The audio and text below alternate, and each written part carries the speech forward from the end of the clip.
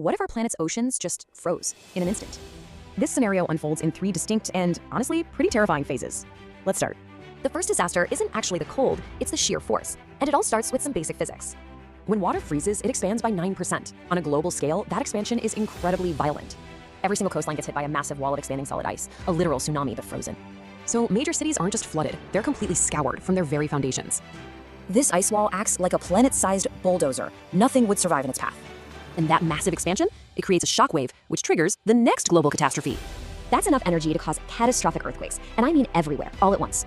So after all that initial violence, things get quiet, but in a very, very bad way. You see, our oxygen is the first to go. Around 70% of it comes right from the ocean. Buried under miles of ice, those plants die instantly. And just like that, our oxygen supply is cut off. Next up, the water cycle just stops. I mean, how can a frozen ocean evaporate? It can't. So no evaporation means no clouds. And if there are no clouds, there's no more rain. Ever again. And this brings us to the final stage. The planet is now locked in a permanent, inescapable deep freeze.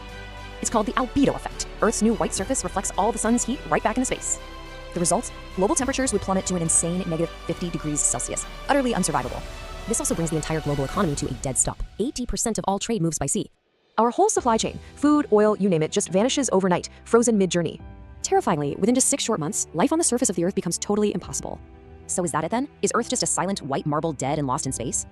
Well, not quite. The answer is actually miles below the ice, in the crushing darkness of the ocean. Down there, life powered by the Earth's core would just continue on, completely unaware the world ended. It's just a wild reminder of how deeply connected and fragile our planet's life support systems really are.